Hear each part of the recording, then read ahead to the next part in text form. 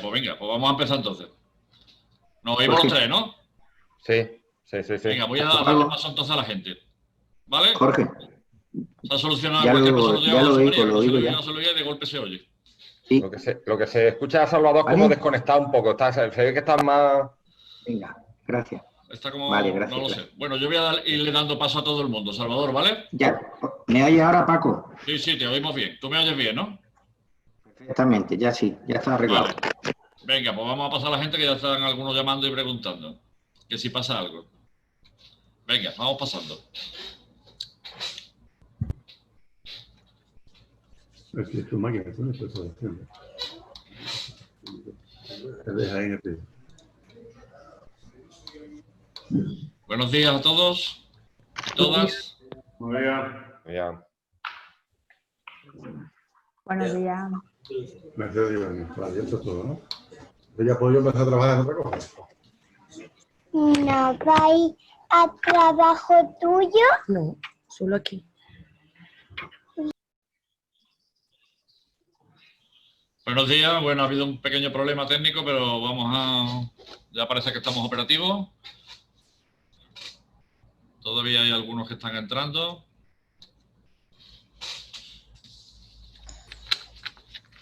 Bueno, vamos a empezar con la sesión de hoy. En la última sesión, ya sabéis que hoy finalizamos con el curso de liquidación de impuestos a sociedades. Bueno, hoy, como comentábamos, tenemos a Salvador Sánchez, que es propietario, como os dije, estuvo con nosotros el primer día también. Es profesor de la universidad, auditor de cuentas y experto en cooperativa. Bueno, con él vamos a ver hoy fundamentalmente, bueno, un poco, como José María hemos estado estos días viendo todo lo que es el tema fiscal, liquidación del impuesto y tal, y hoy vamos a ver un poco también, más bien la parte económica, la parte contable, económica, cierre de ejercicio, ajustes previos a la liquidación del impuesto y demás. Así que, Salvador, cuando quiera, empieza. De todas formas, contamos también con José María, ¿vale? Que va a estar hoy por aquí con nosotros también, por si surge cualquier tema, pues nada, está aquí preparado para lo que haga falta. Así que si te parece bien, Salvador, empezamos. Ya veo que estás compartiendo el documento, este documento que está compartiendo Salvador, que es contabilidad cooperativa, ya os lo pasé a todos. Y bueno, pues podéis hacer el seguimiento con la documentación. Así que sin más, Salvador, cuando quieras, comenzamos contigo. Vale, muy bien. Bueno, buenos días. Perdonar el lapsus, pero es que hay un problema a la hora de escuchar el vídeo. Bueno, siguiendo con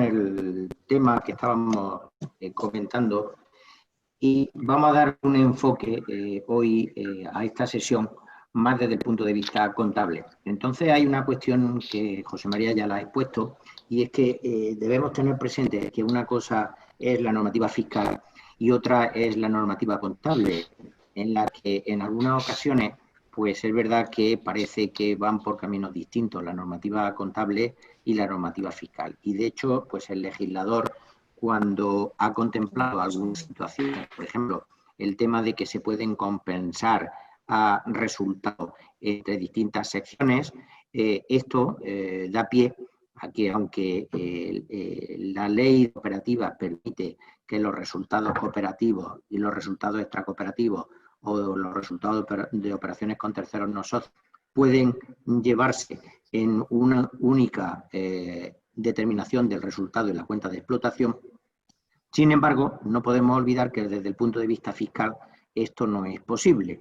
Bien, en la práctica, ¿qué es lo que ocurre? Pues en la práctica lo que suele ocurrir mucho es que solamente determinamos una única cuenta de explotación, determinamos los resultados y traspasamos los resultados de unas secciones a otras, calculamos el impuesto sobre sociedades y, sin embargo, no tenemos en cuenta muchas veces que el resultado a efectos fiscales debe de discriminarse, debe diferenciarse lo que son los resultados cooperativos de lo que son los resultados extracooperativos y lo que son resultados de operaciones con terceros no socios.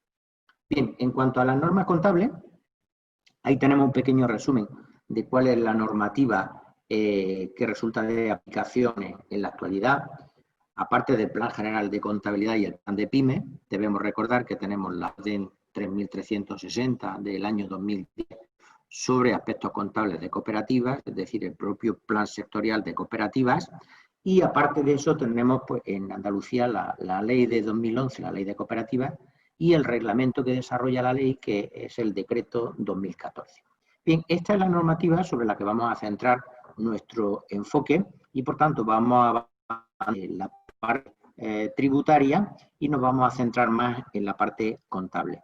Para poder llegar a determinar el resultado contable, puesto que la norma fiscal parte del resultado contable, por tanto parte de la cuenta de pérdida y ganancias, pues lo que vamos en principio hoy es a comentar algunas cuestiones relacionadas con la determinación del resultado contable para posteriormente poder empezar a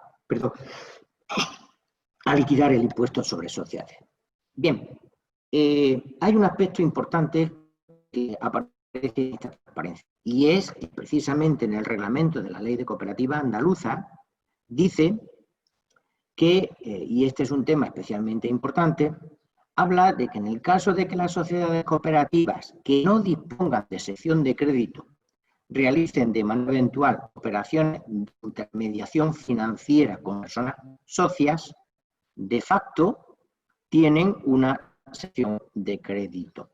Y este es un tema especialmente importante porque, unido a esto, debemos tener presente que cuando una cooperativa tiene distintas secciones, debe de tener una contabilidad independiente para cada sección. Es decir, que no existe una única contabilidad por secciones, sino que cada sección tiene que llevar una contabilidad individualizada, sin perjuicio de que toda esta contabilidad se unifica y hay una única contabilidad general de la cooperativa, pero la contabilidad general debe de tener distintas subcontabilidades para cada una de las distintas secciones.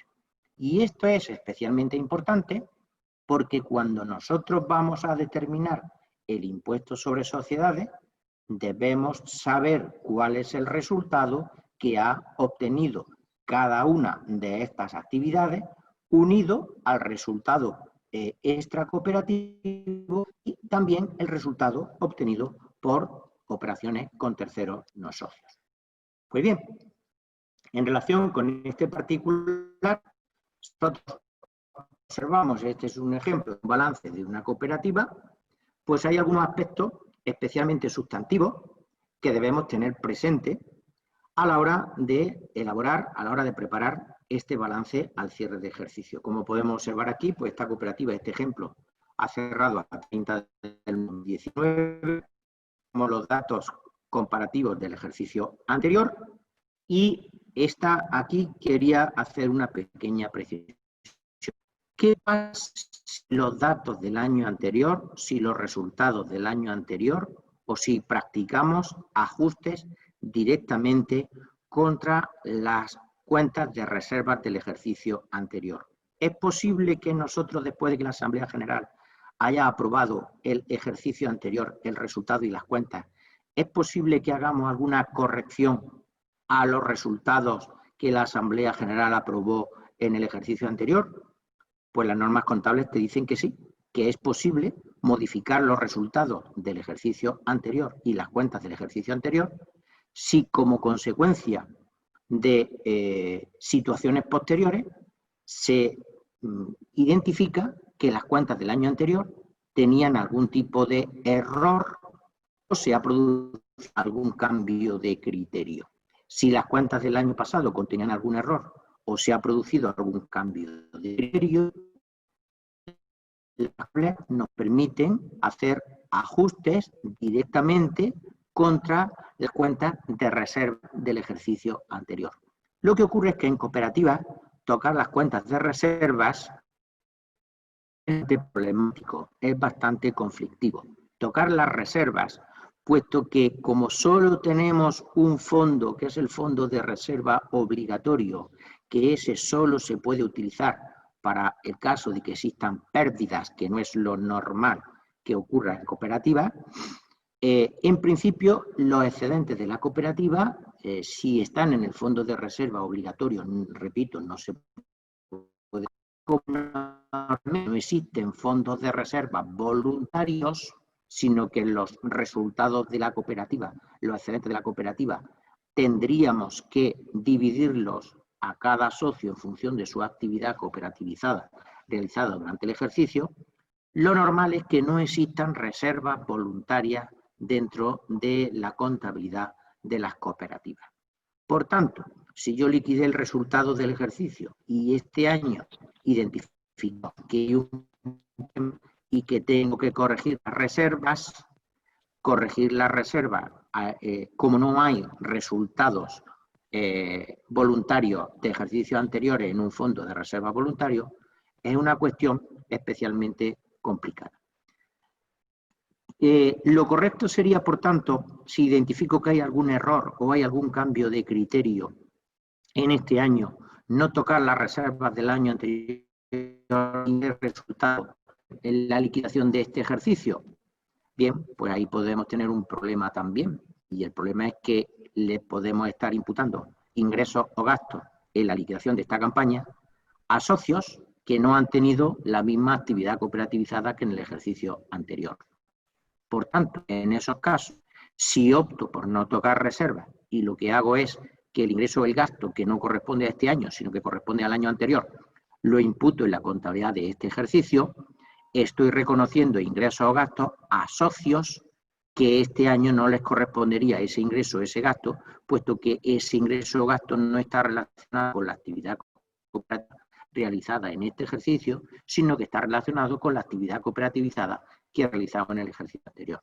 Quiere decir, en consecuencia, que esa práctica que está contemplada en las normas contables de hacer ajustes directamente contra cuentas de reservas, si no se hacen, supone que podemos estar imputando ingresos o gastos en la contabilidad de este año a socios que no le corresponden, y si hacemos ajustes directamente contra las cuentas de reservas del ejercicio anterior, pues también vamos a tener un problema, puesto que como consecuencia de que no existen fondos de reserva voluntarios con carácter general, al no existir esos fondos voluntarios, tendríamos que recalcular o imputar unos resultados negativos a cada uno de los socios como consecuencia de esas correcciones, de esos errores que hayamos detectado en la contabilidad al cierre del ejercicio. Por otro lado, hay otro aspecto para mí especialmente importante. La contabilidad debe de servir como herramienta para conocer cuál es la situación de la cooperativa, sobre todo al cierre de ejercicio. Pero si el cierre del ejercicio económico no se hace, se hace normalmente a 31 de diciembre, el problema es que si cierro la contabilidad de la cooperativa a 31 de diciembre, me estoy encontrando que el resultado de la cuenta de pérdida y ganancia recoge ingresos de esta campaña y también recoge ingresos de la campaña anterior. Los de enero, febrero, marzo, todo eso corresponderían a ingresos de la campaña anterior. Y las operaciones de noviembre o de diciembre de este año estarían también dentro de la cuenta de pérdida y ganancia. Con lo cual, el resultado recogería ingresos y gastos correspondientes a dos campañas. Por tanto, en mi opinión, no debería cerrarse al 31 de diciembre ninguna cooperativa agraria, puesto que debería dar cierre económico el año agrícola. De manera que empezara, en este ejemplo que estamos viendo, esta cooperativa empieza su actividad el 1 de octubre y acaba el 30 de septiembre, intentando adaptarse precisamente al año agrícola. Bien, por otro lado, quería comentar que si observamos el pasivo a corto plazo, dentro del pasivo a corto vemos un epígrafe C2 que pone deudas con socios. Y dentro de las deudas con socios, en este caso, observaremos que aparece el punto 1, sección de crédito, y el punto 2, liquidaciones pendientes. Es evidente que de esta fotografía ya somos conocedores de que esta cooperativa tiene una sección independiente como es la sección de crédito, puesto que, como estamos viendo aquí, las deudas con socios se discriminan la parte de aportaciones de los socios a la sección de crédito y lo que serían liquidaciones pendientes por la propia actividad cooperativizada realizada durante el ejercicio. Después, otra cuestión muy importante es, primero, que el Fondo de Educación y Formación observamos que aparece dentro del pasivo no corriente, puesto que en principio ese pasivo no corriente lo que nos estaría diciendo es que no se va a destinar ese fondo a atender actividad durante el siguiente ejercicio económico, durante el año 2020, porque la parte que se destinase a actividades de educación y formación en el año 2020 debería aparecer abajo en el pasivo corriente. Por tanto, en el pasivo no corriente aparecerá el Fondo de Educación y Formación, cuya exigibilidad sea a largo plazo, puesto que si fuese una parte a corto plazo, esa parte debería aparecer dentro del pasivo corriente de la cooperativa. Por otro lado, también debemos de tener presente que en este caso observamos que los fondos propios, dentro de los fondos propios está el capital social suscrito, que tenemos ahí en este caso concreto 26.304, y dentro del pasivo no corriente tenemos el capital social reembolsable, que es el pasivo, el capital que en caso de baja del socio no podría rehusarse, no podría el Consejo Rector ni la cooperativa podría practicar ningún tipo de descuento sobre ese capital. Por tanto, todo el capital social que en caso de baja voluntaria del socio sea reembolsable y por tanto no se le pueda practicar ninguna deducción de esas aportaciones que han realizado, debe aparecer dentro del pasivo de la cooperativa. La parte que en caso de baja del socio voluntaria, la cooperativa podría establecer algún tipo de restricción, algún tipo de limitación a su devolución, esa parte que en caso de baja del socio no se le devolvería sería el capital social que aparece dentro del patrimonio neto de la cooperativa. Como consecuencia de esta distinción, efectivamente, si nosotros quitásemos aquí las subvenciones de capital, pues veríamos que el patrimonio de la cooperativa, en este caso de esta cooperativa, con un volumen total de patrimonio neto y pasivo de casi 30 millones de euros, pues los fondos propios que tiene la cooperativa pues no llegan ni a 100.000 euros. No llegan ni a 100.000 euros porque una parte importante del capital aparece contabilizado como pasivo exigible por parte de la cooperativa con sus socios. Por otro lado, debemos también tener presente que en este balance observaremos que aparece el epígrafe de subvenciones de capital dentro del patrimonio neto, en concreto el apartado A2 aparece como subvenciones de capital y dentro del pasivo no corriente aparece el epígrafe 4 en romano, que es el pasivo por impuesto diferido. Bien, esta es otra cuestión especialmente importante.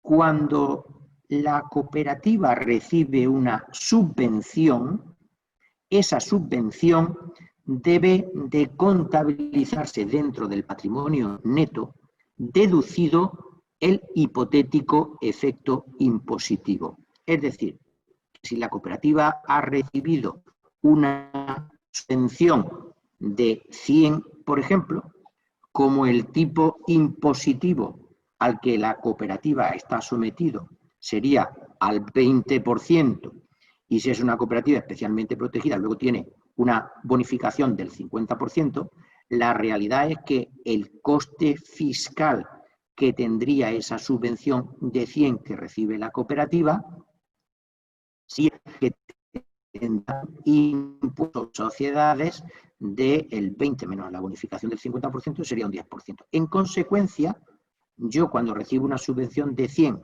tendría que contabilizar dentro de las subvenciones de capital 90 y el 10S sería la parte del pasivo por impuesto diferido. De manera que cuando se recibe las subvenciones de capital, siempre que haya subvenciones de capital, necesariamente tiene que estar de pasivo por impuesto diferido, que sería el coste fiscal que tendría para la cooperativa esas subvenciones de capital, puesto que eso es un ingreso que va a tener la cooperativa y al ser un ingreso va a tener un coste fiscal por la parte del impuesto sobre sociedades que le corresponde. ¿De acuerdo? Bien, si en algún momento alguien quiere hacer alguna duda, yo estoy encantado de atenderlo en ese momento. Bien. Salvador, sí. Soy Paco. Primero, que se te entrecorta un poco la conversación. No sé si es solo a mí o creo que al resto me parece que también. Pero bueno. Y otra cuestión. Estos dos comentarios que has hecho, efectivamente, tanto el tema de capital social como el tema de las subvenciones de capital, bueno, eso es en ortodoxia, eso es lo ortodoxo, pero en la experiencia que tienes tú en las cooperativas que auditas y demás, ¿eso habitualmente se está haciendo así? ¿O es algo que hay que insistir en que se haga o porque puede tener algún tipo de repercusión?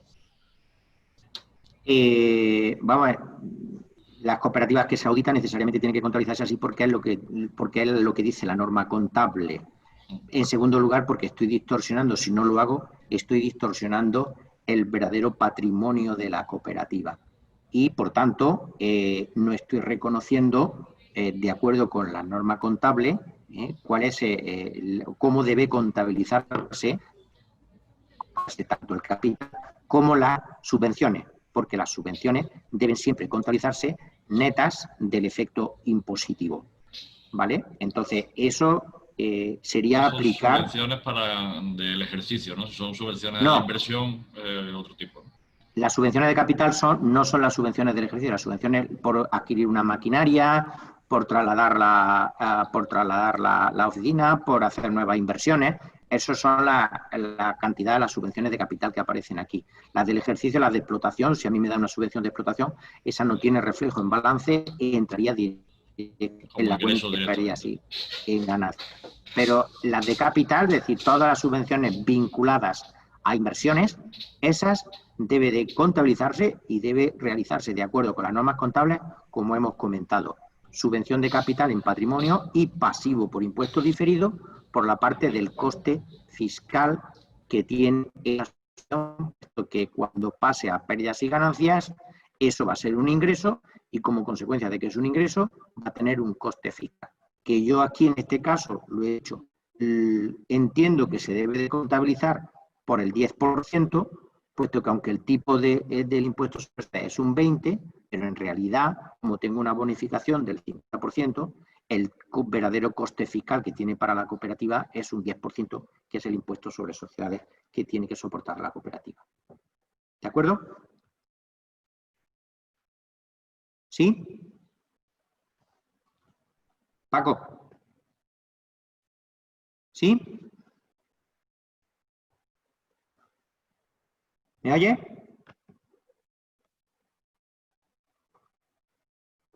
¿Se me oye? ¿Sí?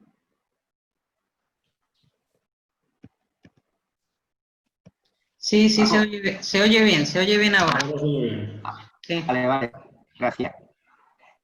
Bien, después en cuanto a la cuenta de pérdidas y ganancias. Es verdad que la cuenta de pérdidas y ganancias de Salvador, la cooperativa... perdona. Sí, Salvador, sí. perdona. Tendría una pregunta en cuanto a lo que has explicado antes de la reserva. Sí.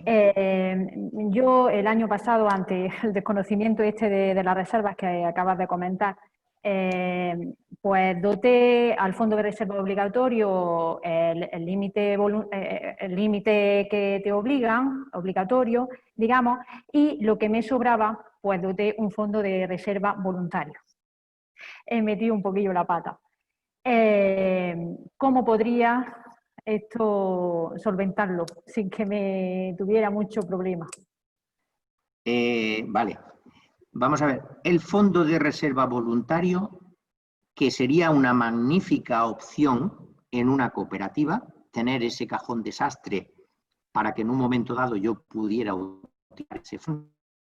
Para que yo pueda tener ese fondo de reserva voluntario, en primer lugar, sería necesario que en los estatutos de la cooperativa contempláramos la posibilidad de crear un fondo de reserva voluntario y estableciésemos cuáles serían las características o el uso de ese fondo de reserva voluntario. Ese fondo de reserva voluntario, yo personalmente lo veo como una muy buena opción. Y lo veo como una muy buena opción porque a veces luego cuando tenemos los pequeños excedentes, como ocurría por ejemplo en esta cooperativa que estamos viendo, que ha quedado un excedente este año de 1.025 euros o 606 euros el año pasado, si no está contemplado el fondo de reserva voluntario, no puedo dar ese fondo de reserva voluntario. Por tanto, si yo lo que hago es llevármelo todo al fondo de reserva obligatorio, la ley nos establece el importe mínimo, pero no el importe máximo. Por tanto, ¿puedo dotar la totalidad del resultado del ejercicio a fondo de reserva obligatorio? Sí, porque la norma me dice que yo tengo que dotar. Otra opción que hay también en algunas cooperativas es que la parte, el excedente que les queda, directamente se lo llevan al fondo de educación. Porque como el fondo de educación, tendremos ocasión de verlo en las próximas sesiones, es un cajón desastre que en muchos casos me permite utilizar ese fondo pues para distintas actividades, pues ese excedente, en lugar de tener que repartir esos 1.000 euros entre todos los socios, en función de su actividad cooperativizada, pues puedo decidir llevarlo al fondo de reserva obligatorio en la totalidad o incluso una parte al fondo de educación y formación. Y por responder a tu pregunta, lo que tendrías que hacer este año o lo que se tendría que hacer este año, aunque fuese del ejercicio anterior, es hacer un apunte, hacer una reclasificación y quitarlo del fondo de reserva voluntario y llevárnoslo directamente al fondo de reserva. De esa forma, yo hago un ajuste en las cuentas del año pasado, quito el fondo de reserva voluntario y me lo llevo al fondo de reserva obligatorio. Y cuando elaboro el documento que se llama el estado de cambio en el patrimonio neto, en ese estado de cambio en el patrimonio neto digo que como consecuencia del error que hubo el año pasado en la imputación de los fondos, pues que lo hemos quitado del fondo de reserva voluntario y nos lo hemos llevado directamente al fondo de reserva obligatorio. No sé si he contestado a la pregunta. Sí, sí, entonces en la elaboración de las cuentas, cuando haga las cuentas en el estado de cambio del patrimonio neto, hago ese comentario de que me he llevado los fondos de reserva voluntario al fondo de reserva obligatorio. Exacto. Y con eso hemos resuelto el problema y ya estaría el patrimonio de la cooperativa estaría perfectamente dentro de lo que son los requerimientos legales, puesto que la existencia del fondo de reserva voluntario solo se puede dotar y estatutariamente está contemplado. Que repito, puede ser una cuestión interesante y en mi opinión me parece muy interesante poder dotar ese fondo de reserva voluntario. Porque si yo tengo un fondo de reserva voluntario y detecto en algún año algún tipo de error, algún tipo de corrección, ese error o esa corrección puedo llevarla directamente si tengo fondo de reserva voluntario, pero si no tengo fondo de reserva voluntario, ese error tendría que hacer una liquidación complementaria a cada socio por el error de ese año. Y claro, es una cuestión que a nadie se le ocurre hacer una liquidación complementaria a los socios y corregir los años anteriores, porque al Consejo Rector lo matan. Entonces, yo entiendo que la mejor opción es tener ese cajón de ese fondo de reserva voluntario que nos puede permitir en un momento dado, cuando detecto errores o cuando detecto alguna corrección, llevarlo directamente contra ese fondo de reserva voluntario. Perfecto, muchísimas gracias. Muy bien. Muy bien. Salvador, te quería preguntar, sí. El resto del resultado, una vez dotado el Fondo de Formación y Sostenibilidad y el Fondo de Reserva Obligatorio, ¿se podría usar el Fondo de Retorno también para dotarlo, no? Sí, al Fondo de Retorno, claro. Yo podría, por ejemplo, este resultado de 2025 que estamos viendo ahí, poder utilizar al Fondo de Retorno, pero el Fondo de Retorno, ¿qué tendría que hacer ahora? Repartir entre los 2.000 socios estos 1.000 euros. Entonces yo tendría que ese Fondo de Retorno... Eso sería cuando se autorice su devolución, ¿no? Mientras que no se autorice su devolución, se puede dejar en una cuenta genérica, ¿no? lo puedo tener en una cuenta genérica, pero tengo que tener un auxiliar que diga qué parte corresponde a cada uno, porque el retorno le pertenece a cada socio en función de su actividad cooperativizada. Por tanto, ese retorno, mañana si el socio se da de baja, dice, oye, dame la parte de los 1025 que me corresponde a mí del ejercicio 2019 y dame la parte de los corresponde al ejercicio 2008. Y ese fondo de retorno le corresponderá a cada socio, aunque yo lo tenga en la contabilidad de una cuenta genérica, pero tengo que tener individualizado por cada socio, porque en caso de baja del socio, si lo tengo contemplado como un fondo de retorno, ese fondo de retorno sería totalmente exigible por el socio y, por tanto, ese fondo de retorno tendría que estar individualizado, aunque contablemente lo tenga en una cuenta genérica. No sé si me estoy explicando. Sí, perfectamente. ¿Vale? O sea que el problema de eso es que normalmente se suele llevar en cuentas genéricas, pero como son pequeñas cantidades, pues no se tiene individualizado. ¿Cuál es el problema? Pues que si yo tengo ahí esa cantidad y tengo ese fondo de retorno, pues al final para un socio no le supone ninguna cantidad, pero para nosotros sí nos supone tener que repartir 1.025 euros entre 3.000 socios. A un socio le corresponde 0,50, a otros 2 euros, a otro le corresponde no sé qué, y en la práctica, ¿qué es lo que suele ocurrir? Pues en la práctica lo que suele ocurrir es que ese fondo de retorno no está individualizado. Mañana le va a bajar un socio, ese fondo de retorno no se le puede descontar ninguna cantidad, puesto que en caso de baja del socio es totalmente exigible ese fondo de retorno.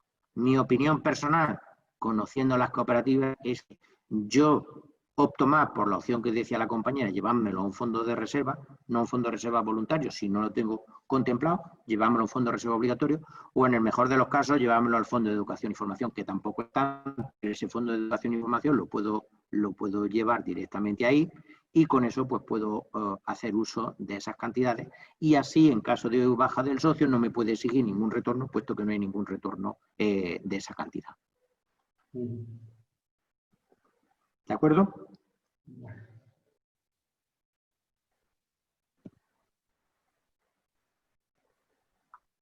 Bien. En cuanto a la cuenta de pérdidas y ganancias,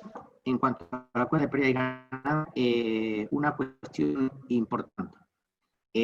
Aunque tenemos una única cuenta de pérdidas y ganancias, pero es verdad que desde el punto de vista contable y desde el punto de vista tributario, nosotros tenemos que hacer una cuenta de pérdidas y ganancias primero por secciones y en segundo lugar también, aparte de dividirla por secciones, tenemos que ver qué parte del resultado es por operaciones con terceros no socios y la parte del resultado que es de carácter extracooperativo, puesto que el impuesto sobre beneficios, no todos los resultados tributan al mismo tipo, como José María ya nos ha explicado. Por tanto, de una cuenta de pérdidas y ganancias global no podemos realmente saber o llegar a determinar cuál sería el impuesto sobre sociedades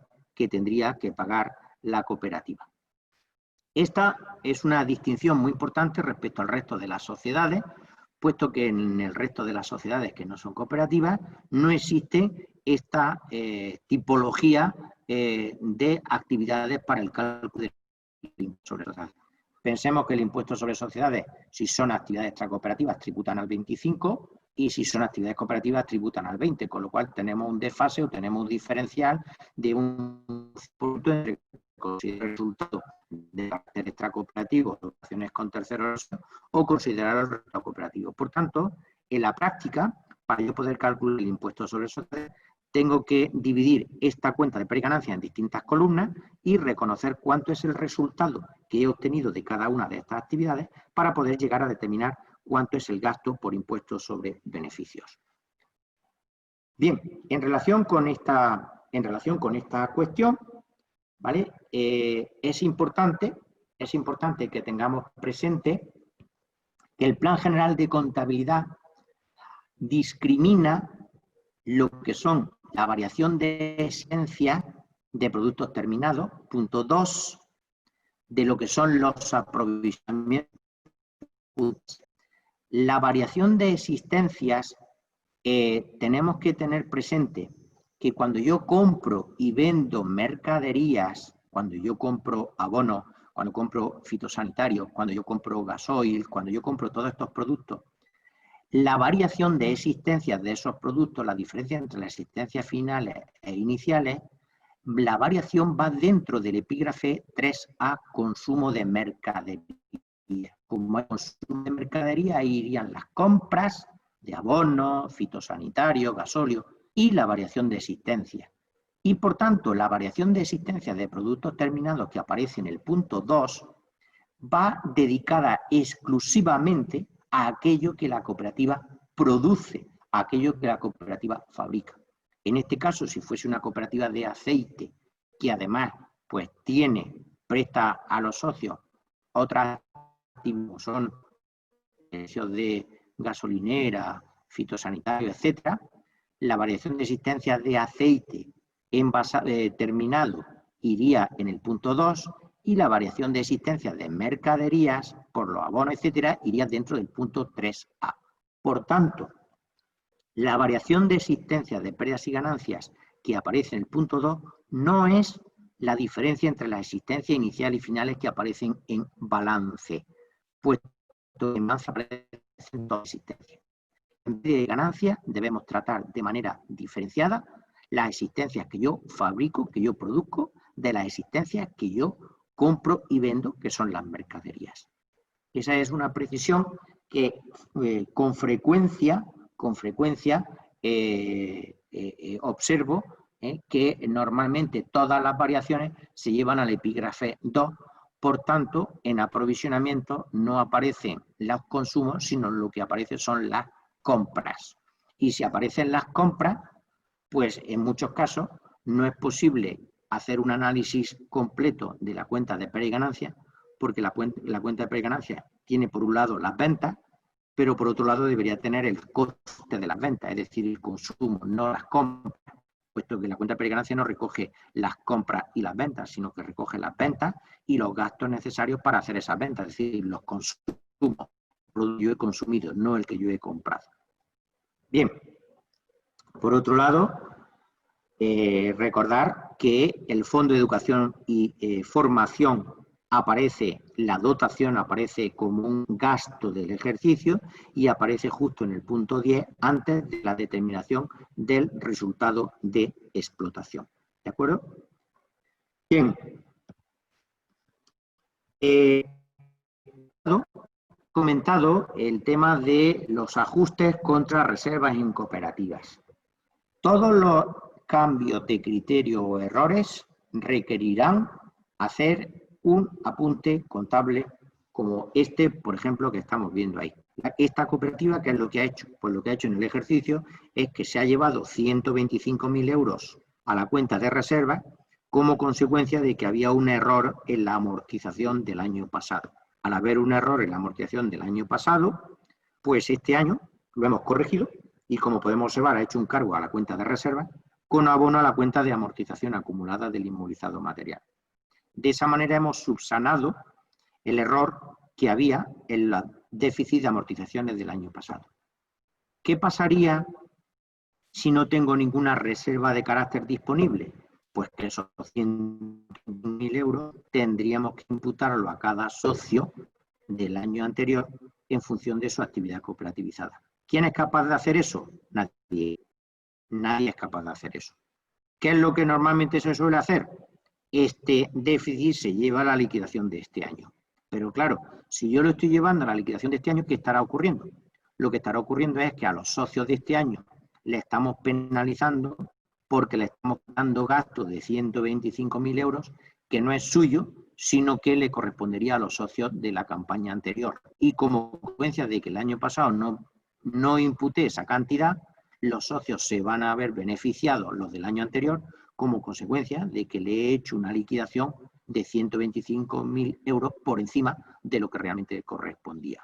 En este caso, si yo tuviera algún fondo de reserva voluntario disponible, podría imputar esta cantidad a ese fondo de reserva voluntario. Si no tengo ese fondo voluntario, la única opción que cabría si hago este ajuste contra reservas sería imputarlo a cada uno de los socios. Por tanto, en la práctica, en cooperativas, el tema de la reexpresión de saldos, el tema de imputar contra reservas, no es una práctica habitual por los problemas que estamos comentando, aunque es cierto que las normas contables permiten hacer ajustes directamente contra de reservas. Bien. Quería en este momento hacer una pregunta. Aquí tenemos una cooperativa y una cooperativa donde, como podemos ver, pues las cerezas suponen el 60% de su actividad, la gestoría el 5%, la sección de crédito el 20%, los abonos un 10% y los gasóleos un 5%. Esas son las distintas actividades que tiene la cooperativa. Bien, la pregunta sería, ¿cuántas secciones tiene esta cooperativa? ¿Cuáles serían las secciones que tendría esta cooperativa? ¿Me podría contestar? ¿Serían dos nada más? ¿Dos? ¿Cuáles? La de crédito y la... Porque yo opino que la gestoría, el abono y el gasóleo sería una prestación a los socios, complementaria a lo de la cereza, a la actividad... Y si yo vendo abono a socio y a no socio, vendo gasóleo a socio y no socio, y le hago papeles, gestoría a socio y no socio, o le hago a socio y a la mujer del socio, o al hijo, o al sobrino, al no sé cuánto. Pero eso ya serían actividades extracooperativas, ¿no? Sí, pero sería una sección independientemente para calcular el resultado. Una cosa sería actividad extracooperativa, otra cosa sería sección. ¿Eso sería una sección por sí misma o no sería una sección? Uf, ya no lo sé. Porque luego en la contabilidad recordáis que nos dice las normas sobre aspectos contables de cooperativas y la ley de cooperativas, que luego tenemos que repartir, presentar el balance y la cuenta de ganancias dividido por secciones, ¿verdad? Pues ¿cuántas secciones tendríamos aquí? Bien. La respuesta es muy clara. No lo sé. No lo sé. Para yo saber cuántas secciones tiene una cooperativa, me tengo que ir a sus estatutos. Si en mi estatuto no tengo definidas las distintas secciones, yo en principio tendría una única sección. Ahora, si yo en los estatutos tengo definido que tengo una sección de crédito y que tengo una sección de gasóleo o tengo una sección de cereza, lo que estatutariamente se establezca, esas serán las secciones que tendrá la cooperativa. Por tanto, si en mi estatuto yo tengo solamente una sección de crédito y no tengo otras secciones más, esta cooperativa tendría solamente dos secciones. Una, la de su actividad principal, y lo que sí tendría la cooperativa sería distintas actividades diferenciadas. Es decir, yo tendría una única sección y dentro de esa sección abarcaría distintas actividades, como sería en este caso la gestoría, los abonos, los gasóleos, etcétera. Por tanto, cuando yo presente la cuenta de pérdidas y ganancias y el balance, las distintas secciones de la cooperativa, ¿yo tengo que dividir en las distintas actividades o la ley me habla de que tengo que dividir secciones? La ley habla de distintas secciones. Por tanto, si yo tengo distintas actividades pero no tengo distintas secciones estatutariamente, no tengo que hacer ninguna división por secciones, puesto que la cooperativa tendría una única sección, aunque podría tener distintas actividades, distintos servicios que le presta a la cooperativa. No sé si me estoy explicando.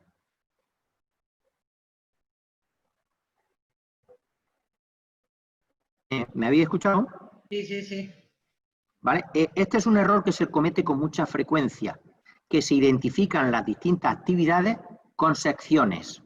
Y no es así. Las secciones son aquellas que estatutariamente aparezcan contempladas. Si yo tengo establecidas distintas secciones en los estatutos, tendré que hacer esa división por secciones. Pero si yo presto distintas mis socios y en los estatutos no hay una sección específica, yo no tengo que dar información de los resultados de cada una de esas actividades o servicios que presta si no tengo constituida sección como tal.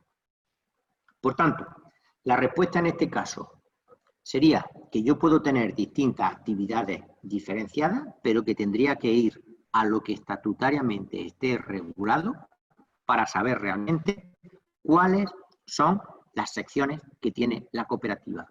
Y la información que tengo que dar en las cuentas anuales de la cooperativa, de las secciones, no es el reparto por distintas actividades o servicios que le presto a los socios, puesto que eso no son secciones tal y como lo contempla la norma contable. Bien, fijaos, el artículo 12 de la Ley de Cooperativas Andaluza habla precisamente de las secciones. Y fijaos el punto primero, dice, los estatutos podrán prever la constitución y funcionamiento de secciones. Eso es lo primero que dice la Ley de Cooperativas. Por tanto, me tengo que ir siempre a los estatutos para ver lo que dice los estatutos sobre las secciones que tengo constituidas. ¿De acuerdo? Bien, entonces, como resumen del artículo 12, nos dice, primero, que tienen que estar reguladas estatutariamente. En segundo lugar, que las secciones deben de llevar contabilidad independiente. En tercer lugar, que podrá regularse estatutariamente si el patrimonio de esa sección es separado o no es separado. Y, en cuarto lugar, que podrá elegirse un órgano independiente de gestión y funcionamiento de la propia sección. Podrá elegirse, es decir, que es facultativo, pero no es obligatorio, no es preceptivo que todas las secciones tengan un órgano independiente de gestión. Puede existir un único órgano de gestión, aunque pueda tener distintas secciones constituidas estatutariamente. Y por tanto no es obligatorio que yo tenga un órgano independiente ni unos representantes de la sección si estatutariamente yo no lo he contemplado, si no lo he establecido. ¿De acuerdo? Bien. Una preguntita, Salvador. Un segundito, que me tiene un poco... entonces, en resumen, tenemos una información a los socios dividida en sesiones, en el caso de que la haya, en el caso de que los estatutos no la contemplen, un balance, una cuenta de pérdida y ganancia. Si tenemos sesiones, sí que diferenciamos en la cuenta de pérdida y ganancia y sí que diferenciamos también en balance, y además le tenemos que dar a la Santa Hacienda Pública otra información adicional, que es ingreso cooperativo e ingreso extracooperativo. Ajá. Así vamos, ¿no? Esa es la... Así es. Así es, vale. Así es como tendríamos que hacerlo correctamente, efectivamente. Vale, pero que a la Hacienda Pública, anexo. No hay nada que en contabilidad oriente entre resultado cooperativo y extracooperativo. Por lo que veo, por lo que es el balance, ahí no hay nada. En el balance y la cuenta de pérdida no. Solo en la memoria, las notas de la memoria. Sí. Que en la nota de la memoria tengo que meter una nota de lo que son los ingresos y gastos de carácter extraordinario y los extracooperativos. Pero eso aparece en una nota de la memoria de las cuentas anuales, no en el balance ni en la cuenta de pérdidas y ganancias, que no aparece esa consideración. Eso aparece solo en la nota de la memoria. Vale. ¿Y los bienes afectos al fondo de educación se diferencia de algún modo? O sea, unas cuentas específicas. Sí. Hay una nota, luego la veremos, que habla del fondo de educación, donde tienes que recoger los saldos iniciales, las altas, las bajas, los traspasos y el saldo final, y en qué partida del balance está materializado el importe del fondo de educación. Por tanto, el fondo de educación tiene que discriminarse en una nota específica de la memoria dónde está invertido, dónde está destinado los saldos que están ahí vinculados con el fondo de educación. Muy bien, muchas gracias. Y luego, Salvador, te quería comentar con respecto al tema este de las sesiones y de los órganos independientes. En el caso de las sesiones de crédito, sí hay obligatoriedad de designar un director general de la sesión, una persona encargada, incluso escribirla en el registro cooperativo, ¿no? Correcto. Correcto. La propia ley de cooperativa y el reglamento de desarrollo de la ley de cooperativa andaluza establece que si estatutariamente tengo constituida una sección de crédito, es preceptivo que haya un director de la sección que puede ser el propio gerente de la cooperativa, porque no obliga a que la cooperativa tenga un director o un gerente, pero sí obliga a que si yo tengo una sección de crédito, tengo que tener un director de esa sección que puede asimilarse o puede tener la facultad del propio gerente de la cooperativa. Por tanto, el gerente de la cooperativa lo primero sería director de la sección y a la vez podría ser gerente de la cooperativa, porque sería obligatorio que al tener una sección de crédito tengo que tener asignado un director de esa sección. No sé si me explico. Sí, perfectamente. ¿Vale? Entonces, si tengo sección de crédito, lo normal es que el gerente sea el director de sección, porque como no es obligatorio que haya gerente, pero sin embargo, sí es obligatorio que haya director. Y por tanto, tenemos que designar a esa persona y esa persona sería la que el máximo responsable de la sección de crédito en cuanto a la operatoria del día a día. ¿Vale? Bien. Fijaos otra cuestión importante de las secciones y quiero insistir en esta idea porque es muy frecuente que las cuentas anuales se recojan desgloses que no son realmente, no son correctos ni son obligatorios, porque solamente nos hablan de la división por secciones, pero no la división por actividades. Yo estoy muy familiarizado en ver cuentas de cooperativas donde aparecen actividad, el resultado del gasóleo, de los productos fitosanitarios, de abonos, de no sé cuánto, y en realidad eso no es obligatorio, porque solo nos dice que hagamos el reparto por secciones, y eso, si no están constituidas, no son secciones, son actividades diferenciadas. Por tanto, me puedo evitar el tener que incorporar en esas notas de la memoria todas esas tipos tareas, todas esas actividades, todos esos servicios que presto al socio, puesto que todas forman una única sección, que es la sección que le presta los servicios al socio. Y por tanto, esa nota me la podría evitar, que repito, es con excesiva frecuencia me encuentro muchas cuentas de cooperativas que hacen esos repartos que no son necesarios dar esa información ni dar eso porque en muchos casos es hasta conflictiva, porque cuando ahora dices que de la sección de gasóleo ha obtenido un resultado de 2.000 euros en el año, pues hay muchos que empiezan a decir que por qué eso se lo tiene que repartir a todos, que por qué ese beneficio, que si eso es solo de los gasóleos, que eso tiene que repartirse exclusivamente a los de los socios, y con esto se suelen generar muchas polémicas que a veces, pues, si no se da esa información porque no es obligatoria, pues al final tengo un único resultado de la cooperativa y al final, pues, el beneficio que pueda obtener de los gasóleos o el resultado que pueda tener con los abonos o el resultado que pueda tener, pues a lo mejor debería de calcular un único resultado y presentar una única cuenta sin esa desglose, sin esa información que en muchos casos pues lo que está es distorsionando pues la verdadera realidad de lo que ha ocurrido con la liquidación, que la liquidación se ha metido pues todo el resultado en su conjunto.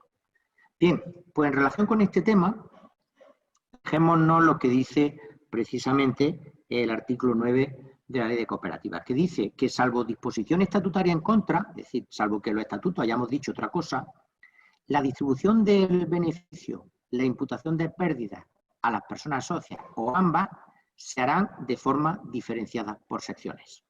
Es decir, que si yo tengo constituida una sección, que sería, por ejemplo, la sección de crédito, y tengo otras secciones, otra sección donde tengo las actividades diferenciadas, cada sección tendrá una cuenta de explotación diferenciada y el resultado de esa cuenta de explotación tendrá que imputarse a los socios que han realizado la actividad cooperativizada de esa sección en cada ejercicio, excepto que estatutariamente digamos lo contrario. Mi opinión personal es que todos los estatutos deberían decir los resultados se pueden compensar entre secciones. Porque si eso no es así, lo que estamos es generando una polémica muy importante. La polémica más importante surge, por ejemplo, con la sección de crédito. Si yo estoy pagando a los socios por una cantidad, un tipo de interés fijo, y después resulta que obtengo 5.000 euros de beneficio en la sección de crédito, cuando yo ahora tenga los 5.000 euros de beneficio en la sección de crédito, ¿qué es lo que hago? Lo reparto a todos los socios que han realizado imposiciones durante este ejercicio. En la práctica eso no se hace, pero cualquier socio, si no tengo diferenciado por secciones, me lo podría exigir. ¿Cómo no me lo va a exigir? Pues los propios estatutos digo que los excedentes se podrán compensar entre secciones. Y de esa manera me evito el tener que ser tan pulcro, tan riguroso a la hora de determinar el resultado de las secciones. Porque si nosotros determináramos en muchos casos el resultado de las secciones, ya podemos decir que los resultados de las secciones de crédito en este momento serían todos deficitarios, que en el momento que tenemos el coste del gerente, del director, más la amortización de los recursos informáticos, más la parte del mobiliario, más la parte del edificio afecto a la sección de crédito, muchas tendrían pérdidas. Y cuando tuvieran pérdidas, ¿qué tendríamos que hacer entonces? Reclamarle a los socios que le hemos pagado un tipo de interés que tendríamos que repartirle esas pérdidas, pues directamente generaríamos un conflicto en la cooperativa. Por tanto, para evitar todas esas cuestiones, mi opinión es que en todos los estatutos de la cooperativa se establezca la posibilidad de compensar resultados entre secciones. Y además, fijaos el punto 5, dice, las secciones llevarán necesariamente contabilidad independiente, sin perjuicio de su integración en la contabilidad general de la cooperativa, que deberá someter anualmente a auditoría. Bien, la cuestión importante es que nos dice el reglamento de cooperativas que las secciones necesariamente tienen que llevar una contabilidad independiente sin perjuicio de su integración en la contabilidad general de la entidad. Bien, en la práctica, ¿qué significa esto? ¿Cómo funciona esto? Es decir, tengo una contabilidad independiente sin perjuicio de la contabilidad general de la entidad. Entonces, si es una contabilidad independiente, ¿cómo luego tiene que estar integrada en la contabilidad general? Si hay una única contabilidad, pero si hay una única contabilidad, ¿cómo es que dice que tenemos contabilidad independiente? Bien, lo que yo entiendo es que la contabilidad de la cooperativa es única, pero la contabilidad de una cooperativa debería permitir que nosotros pudiéramos tener diferenciados distintos proyectos, distintas secciones dentro de la contabilidad. De manera que yo podría en un momento dado sacar los movimientos, las operaciones de una sección, o sacar las operaciones de otra sección, o sacar el total de operaciones de la cooperativa. Es decir, que al final lo que yo planteo es que aquí tenemos el ejemplo. Yo voy a tener una única contabilidad, pero sí que si observáis en esta pantalla, en la última columna, aparece sección. Y de esa manera yo puedo saber qué movimientos pertenecen a una sección, qué movimientos pertenecen a otras secciones, y yo puedo sacar la contabilidad general de la cooperativa, pero también podría sacar la contabilidad de una sección. Mirad, en este ejemplo lo podemos mostrar. Un socio lleva 50.000 euros y deposita 50.000 euros a la sección de crédito. Contablemente, ¿qué es lo que hacemos? Pues yo en principio digo banco, sección de crédito, lo contabilizo en la cuenta de banco, sección de crédito, y digo, ¿pero cuál es la cuenta de banco, sección de crédito? Ninguna. ¿No hay ningún banco en la sección de crédito? No. Entonces, ¿para qué me sirve esa cuenta? Digo, pues ahora lo veremos. El socio me aporta a la cuenta de tesorería de la sección de crédito 50.000 euros y yo hago un cargo a la cuenta de banco, sección de crédito.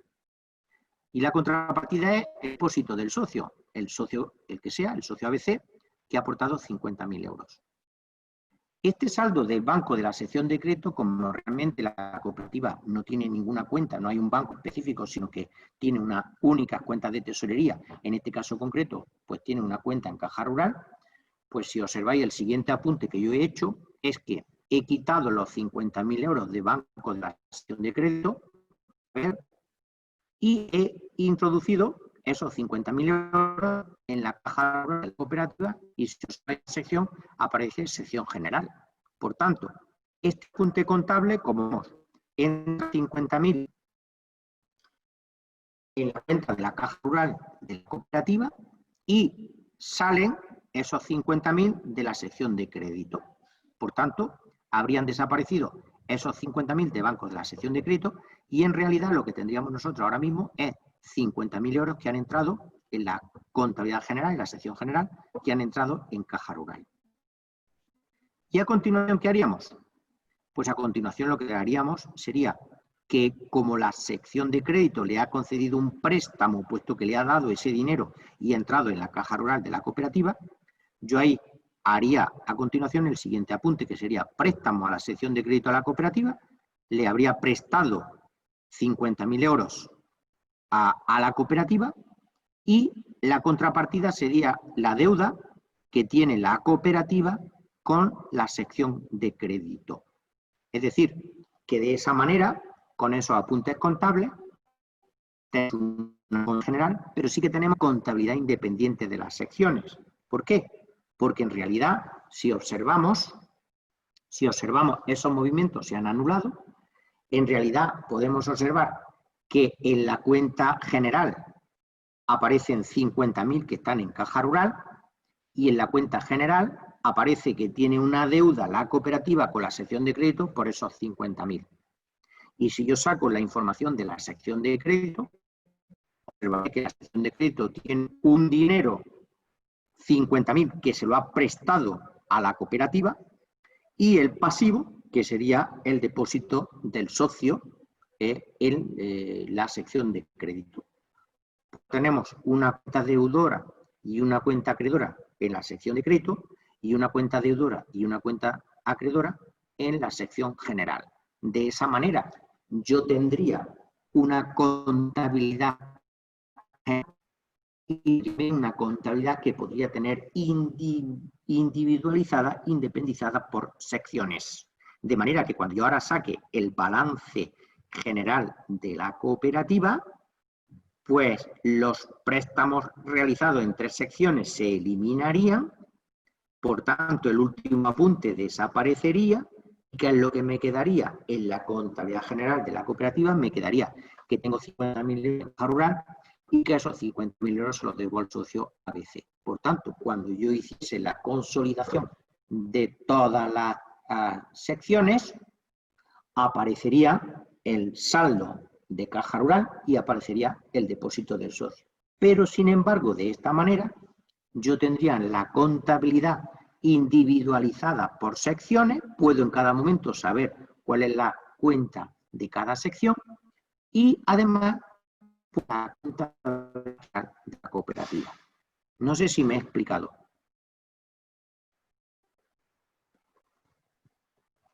Salvador, ahí lo que yo veo con esta forma de hacer eso sería que estaríamos incumpliendo los porcentajes que nos permite el reglamento de hacerle préstamos de la sesión de crédito a la cooperativa, ¿no? Porque todo sería préstamo de la sesión de crédito a la cooperativa, todo el dinero que tenga la sesión de crédito de socios, ¿no? Sí, pero si el dinero, si yo lo tengo prestado a la cooperativa y la cooperativa lo tiene en caja rural y lo tiene en tesorería y yo le estoy cobrando, el tipo de interés mínimo del 3% que establece, el que yo le pueda prestar el dinero a la cooperativa no pasa absolutamente nada. El problema es que la cooperativa ese dinero, en vez de tenerlo líquido, lo haya prestado y haya sobrepasado el importe o las cantidades. Es decir, entiendo que la cooperativa, la sección de crédito le puede prestar para gestionar el dinero directamente a la cooperativa. Lo que tendría la cooperativa es que saber que ese dinero tiene que tenerlo en activo de liquidez, tiene que tener un porcentajes líquidos, que ese dinero no lo podría invertir en ladrillo o prestárselo a los socios, teniendo presente que la sección de crédito tiene que cumplir con unos coeficientes mínimos que tendrá la cooperativa cumplir. Pero el que la gestión de la tesorería aparezca a través de este préstamo que le he concedido, no solo no se está incumpliendo el reglamento, sino que además es lo que normalmente se suele hacer. Es lo que normalmente hace. Y además recordaréis que Cooperativa Agroalimentaria, en las reuniones que estuvimos en el mes de enero con el tema de la información que teníamos que dar al registro de cooperativas, precisamente el planteamiento que se hizo, con el que yo estoy totalmente de acuerdo, pues es decir, no, la sección de crédito no presta a los socios.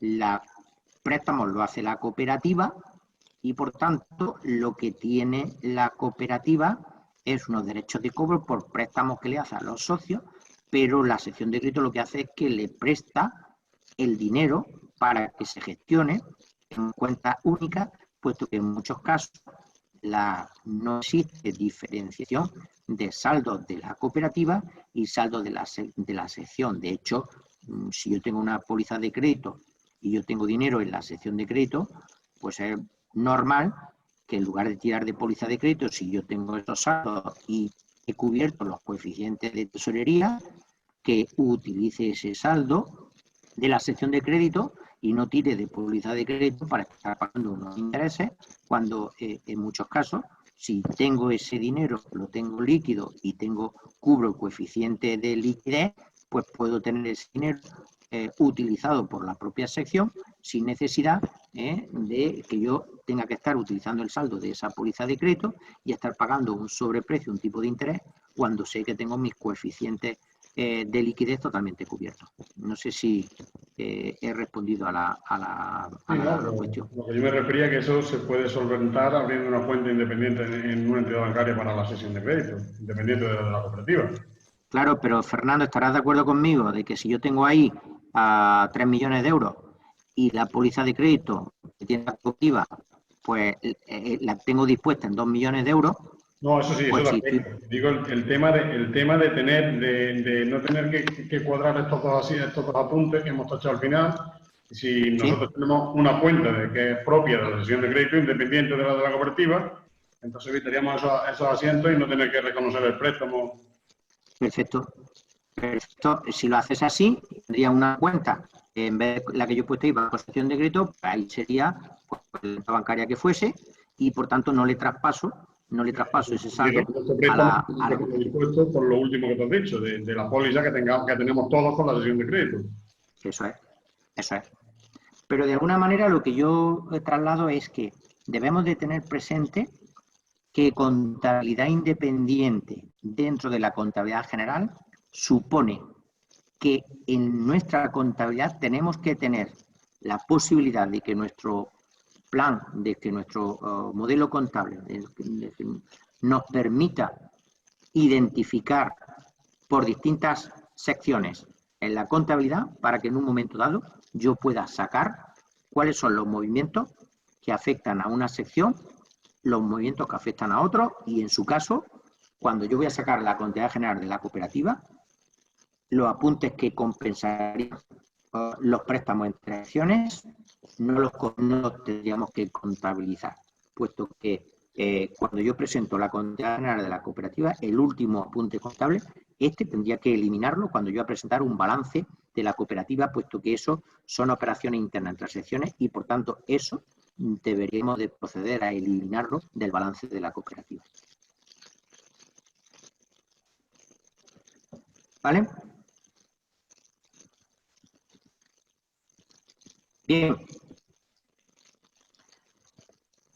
Hay una cuestión que también quería comentaros hoy, que es el tema de la existencia o no de secciones de crédito en cooperativas. Y va muy unido al tema de la contabilización independiente de las secciones.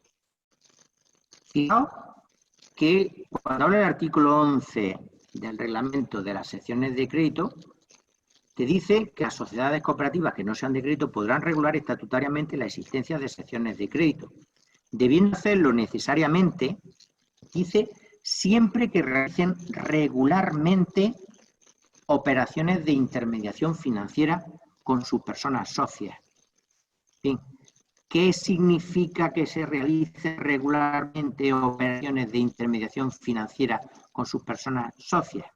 Y dice, pues mira, cuando esas operaciones contribuyen a la financiación de la cooperativa, cuando contribuyan a la financiación de la actividad de las personas socias vinculadas a la cooperativa, o cuando se gestionen de manera conjunta las disponibilidades líquidas de las personas socias y de la propia cooperativa.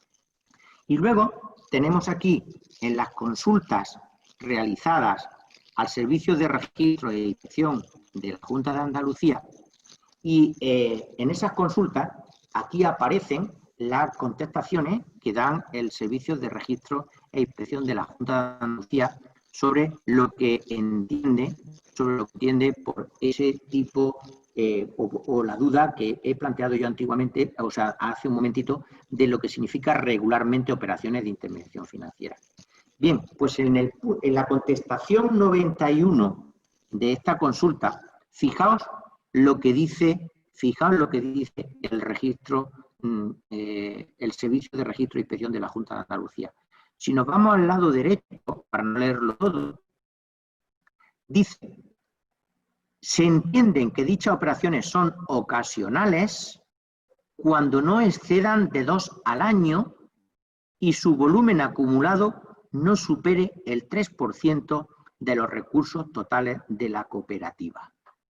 Es decir, que si yo le estoy aportando fondos a los socios y yo le estoy haciendo liquidación y le estoy inyectando dinero y hago más de 2 anticipos al año, y el volumen de operaciones, el volumen que yo estoy dando, no supera el 3% de los recursos totales de la cooperativa, en ese caso, aunque yo no tenga constituida una sección de crédito, de facto tengo una sección de crédito en la cooperativa.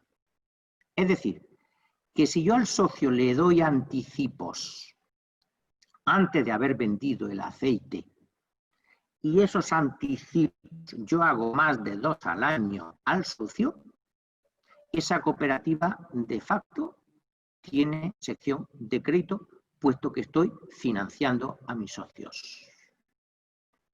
Por tanto, el Servicio de Registro e Inspección entiende que si yo vendo el aceite y hago una liquidación parcial, y el aceite lo he vendido y hago una liquidación parcial, no estoy financiando a los socios porque le estoy pagando ya el aceite que yo ya he cobrado. Pero si en lugar de hacer eso, yo le voy dando anticipos a los socios y les doy más de 2 anticipos al año, o le doy algún tipo de préstamo al socio, en el momento que yo haga eso, tengo una sección de crédito de facto, aunque no tenga constituida como tal esa sección de crédito. ¿Y eso qué supone? Supone que del momento que yo haga eso, al tener una sección de crédito de hecho, las cuentas generales de la cooperativa tendrían que someterse a auditoría y tendría esa cooperativa que auditarse por tener una sección de crédito de hecho que no de derecho. Por tanto, esta contestación supone que debemos de tener especial cuidado en las cooperativas, puesto que si yo le anticipo fondos a mis socios con anterioridad a que se haya producido las ventas parciales de la cosecha, si realizo más de 2 operaciones al año con algún socio, se entiende que esa cooperativa está colaborando en la financiación de sus socios y, por tanto, existe una sección de crédito de facto, de hecho. ¿De acuerdo? ¿Me permite una pregunta, Salvador? Por supuesto, José María. Vamos a ver, el servicio este de registro o inspección, ¿qué capacidad normativa tiene? Porque fíjate la trascendencia que tiene lo que nos has dicho. Porque una de las circunstancias de pérdida de la condición de cooperativa especialmente protegida es no auditarse. Ajá. Entonces, esto es innovar. Esto que ha hecho el Servicio de Registro e Inspección es innovar, es crear normas. Porque en realidad casi es preferible dejarlo como concepto jurídico indeterminado Porque es que si no, lo que está diciendo, esas dos operaciones, esos anticipos, ese carácter de ¿qué nos lleva? A que perdemos la condición de cooperativa, especialmente protegida, si alguien no ha caído en esta situación. Yo creo que el servicio de registro de inspección, sí, me da la sensación de que aquí ha innovado y la puede liar, ¿eh? Pero bueno, es un comentario. No sé precisamente tenemos dentro de este seminario tenemos un día que va a venir precisamente los de servicios de registro y inspección, que son los que están ahora mismo controlando este tema, y además son los que tienen potestad para escribir las cuentas, para regular el registro de cooperativa, y tienen, bueno, ellos son los que tienen la competencia ahora mismo de todo el tema de inscripción, e incluso son los que están montando las inspecciones por parte de la Junta de Andalucía de las cooperativas. Entonces, estoy totalmente de acuerdo contigo, que darle capacidad normativa a la interpretación de por qué ellos entienden 2, por qué no puede ser 3 o por qué no puede ser 4, porque ellos lo han considerado. Efectivamente, estoy totalmente de acuerdo que esto tiene una trascendencia muy importante, como para que darle capacidad normativa a este servicio de registro e inspección, porque han entendido que son máximo 2 al año, podían haber entendido 3. Entonces, es verdad que esto puede tener una repercusión importante, pero es cierto que ahora mismo tiene capacidad, el servicio de registro e inspección, pues tiene ahora mismo capacidad de intervención, pues en el depósito de cuentas de cooperativas, o inclusive incoar expedientes sancionadores si se entiende que no se están cumpliendo con los requerimientos que dice este servicio de registro e inspección. Pero estoy totalmente de acuerdo contigo que se está dando una capacidad normativa a un servicio, pues que desde el punto de vista jurídico pues sería difícilmente admisible esta capacidad normativa. Es así. Bueno, muchas gracias.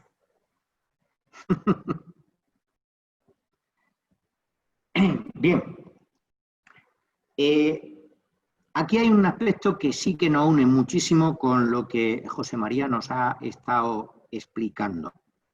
Yo puedo tener en mis estatutos que los resultados se puedan compensar entre secciones. Fijaos que yo aquí tengo 3 actividades, 3 resultados distintos. La primera columna, que serían los ingresos cooperativos y los gastos cooperativos, tendría el resultado antes de impuestos. Después tendría en la columna central los ingresos de terceros no socios y los gastos de terceros no socios, y tendría el resultado antes de impuestos, que este tributaría al tipo del 25%. Y a la derecha tendría los ingresos extraordinarios, los gastos extraordinarios y el resultado antes de impuestos por estas operaciones extraordinarias, que tendríamos que tener presente que tributaría también al 25%. Por tanto, cuando yo voy a calcular el resultado neto y quiero compensar resultado en 3 secciones, debería tener en cuenta que los resultados obtenidos por los terceros no socios y los resultados obtenidos por extraordinarios deberían compensarse después de calcular el efecto impositivo. De manera que esos beneficios que yo podría obtener extraordinarios y los beneficios que yo podría obtener con terceros no socios, esos resultados deberían traspasarse a la cuenta general, pero no antes del cálculo del impuesto sobre sociedades, sino después de calcular el efecto impositivo. Y por tanto, ese resultado tendría que ser neto del efecto impositivo el que entrara a compensar los resultados cooperativos. Esto es una cuestión especialmente importante, que en la práctica no es normal que se haga. No es normal que se haga, sino que al final los resultados extraordinarios, tengo un beneficio de 40.000, pues ese beneficio de 40.000 lo meto en la contabilidad general de la cooperativa. Y los ingresos con terceros no socios, tengo un beneficio de 10.000, pues 40 extraordinarios y 10.000, en la contabilidad general de la cooperativa meto 50.000. Cuando yo meto 50.000, ahora hago la liquidación al socio de esos 50.000, resultado contable de la cooperativa 0, impuestos sobre sociedades 0, y al final lo que he hecho es que he compensado los resultados extraordinarios y los resultados con terceros no socios. Lo he compensado porque los estatutos he establecido que puedo compensar resultados entre secciones. Bien, aquí tenemos un problema muy importante, y es que una cosa es la norma contable y la norma estatutaria, que no pueden contravenir lo que nos dicen las normas tributarias. Y por tanto, en este caso, si se ha producido esa compensación porque los estatutos de mi cooperativa dicen que puedo compensar el resultado entre secciones, deberíamos tener presente que esa compensación no se podría hacer contraviniendo las normas tributarias que nos dicen que por los resultados extraordinarios y por los resultados con terceros no socios, tengo que tributar a un tipo impositivo que sería del 25%, y que además, una vez que yo he calculado cuál sería la tributación de esos resultados, el excedente neto de impuesto podré compensarlo con la actividad general de la cooperativa, pero no con anterioridad, sino con posterioridad al cálculo del resultado antes dispuesto. En definitiva, suele ocurrir con bastante frecuencia de que yo tengo un beneficio extraordinario porque he vendido una maquinaria o porque yo he vendido las antiguas instalaciones, he obtenido un beneficio y ahora ese beneficio me lo llevo a los resultados de la cooperativa, hago una liquidación al socio y le imputo ese resultado y no estoy teniendo en cuenta que se ha obtenido un resultado extracooperativo y que las normas tributarias me dicen que ese resultado extracooperativo tendría que tributar, y una vez que haya tributado ese resultado, yo ya puedo hacer lo que quiera. Puedo compensarlo, puedo repartirlo a los socios, puedo hacer lo que yo considere. Pero siempre después de calcular el efecto impositivo y no antes, como es muy frecuente que ocurra. Por eso, cuando yo ya lo he compensado en el saldo de los ingresos y gastos cooperativos, lógicamente ahí tendré que hacer un ajuste permanente a la base del impuesto, puesto que con carácter previo yo ya he calculado ese resultado antes de impuestos y parte del resultado neto de operaciones con terceros no socios y parte del resultado extraordinario me va entrando ya en la cuenta de pérdidas y ganancias, y en esa cuenta de pérdidas y ganancias, como eso ya ha tributado, al haber tributado con anterioridad, tendría que descontarlo, hacer un ajuste por diferencias permanentes a ese resultado, puesto que si no, estaría tributando 2 veces por ese resultado neto. No sé si me estoy explicando.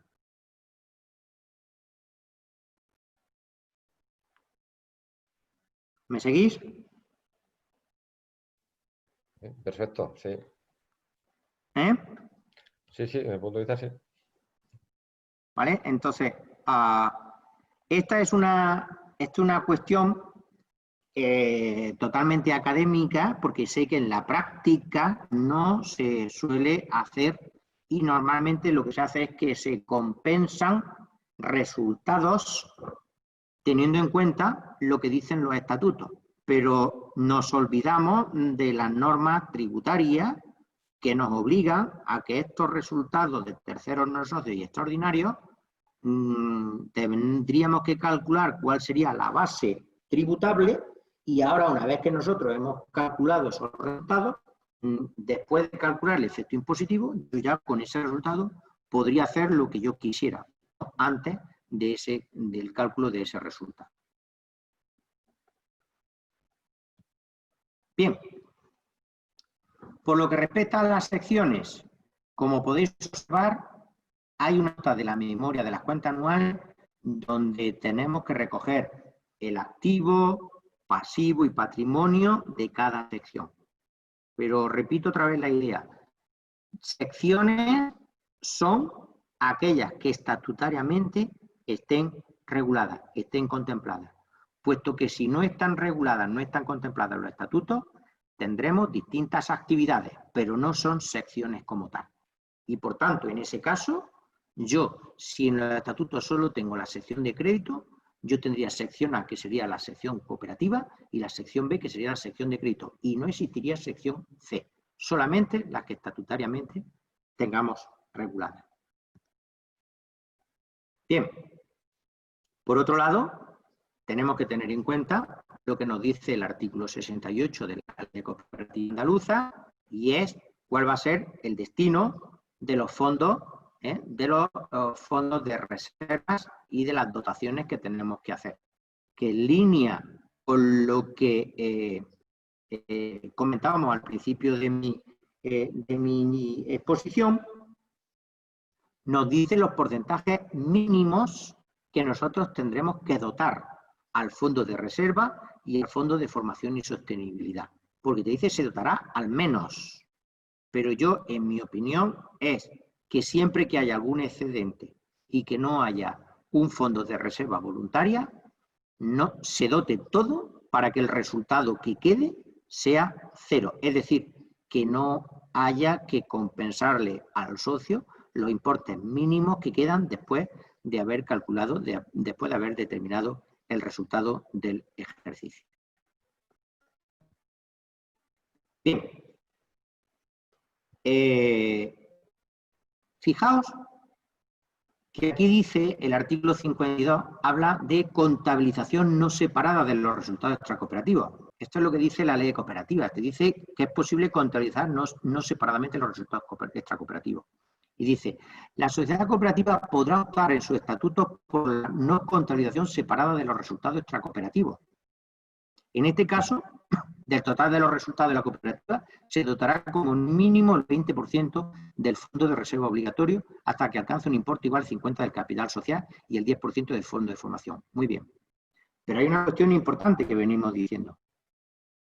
¿La ley de cooperativas puede contravenir la norma fiscal?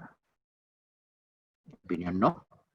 Por tanto, aunque tú no contabilices separadamente los resultados extracooperativos, es obligatorio que luego tú los tengas identificados para que desde el punto de vista tributario, cuando calculamos el impuesto sobre sociedades, podamos saber de dónde salen los resultados extracooperativos que ha obtenido, en este caso, la cooperativa.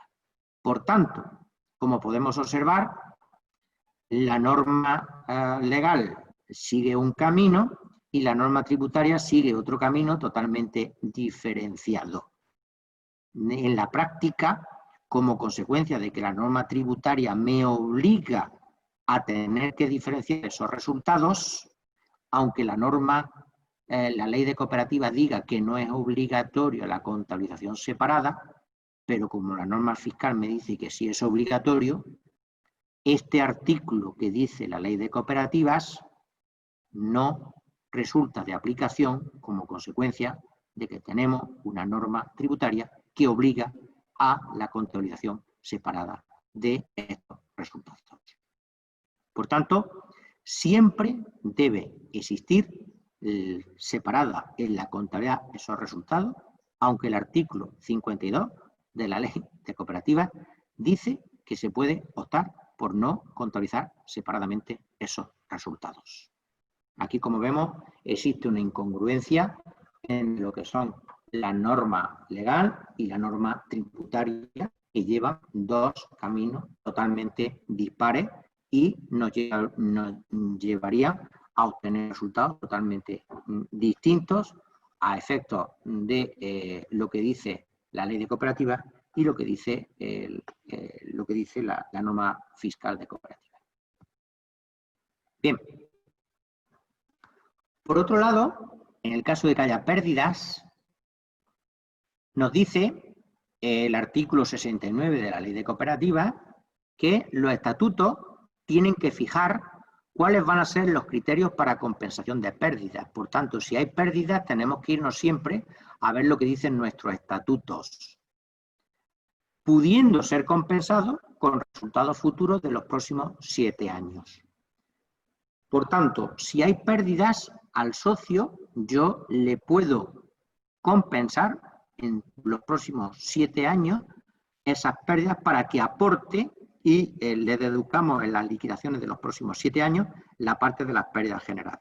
Pero el que haya pérdidas generadas obliga a la cooperativa a que tenga individualizadas esas pérdidas, de forma que no existe un apunte de resultados negativos de ejercicios anteriores si ese apunte no tiene a su vez el desglose individualizado de a quién corresponde cada una de esas pérdidas.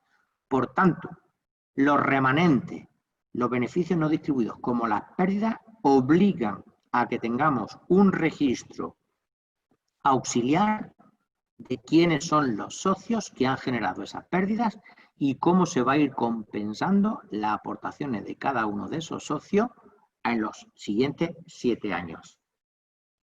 Fijaos, dice, la Asamblea podrá decidir la parte que podría imputarse al fondo de reserva voluntario. Es decir, si mis estatutos contemplan que existe un fondo de reserva voluntario y yo doto ese fondo de reserva voluntario, podría decidir, podría adoptar el acuerdo de que la totalidad de esa pérdida la podría imputar al fondo de reserva voluntario si estatutariamente lo tengo. Si existe fondo de reserva obligatorio, podrá imputarse como máximo el 50% de esas pérdidas. Y si contempla los estatutos del fondo de reserva voluntario y hemos hecho la imputación del fondo de reserva obligatorio del 50% de esas pérdidas, la diferencia resultante nos dice aquí que tendremos que imputarla obligatoriamente a cada socio en función de su actividad cooperativa, cooperativizada realizada durante el ejercicio en el que generaron pérdidas. Bien, aquí simplemente os he trasladado una consulta del ICAC sobre la obligación de tener una contabilidad general de la cooperativa, pero tener también una contabilidad independiente, una contabilidad de cada sección. Por tanto, se insiste aquí, en esta resolución del ICAC de 2010, de que tenemos que tener una contabilidad general y, en principio, contabilidad individualizada de cada una de las secciones dentro de la propia contabilidad general de la cooperativa. Bien, aquí tenéis, os he traspasado también, tenéis esta transparencia, otra consulta, el posicionamiento del Servicio de Registro e Inspección, que cuando dice que la venta de combustible a terceros no socios, en el caso de que se produzca una venta de terceros no socios, que dice que en principio una cooperativa agraria, la modalidad de cooperativa de servicios, dice que puede realizar cualquier actividad con terceras personas, siempre que dichas actividades estén incluidas dentro del objeto social de la cooperativa.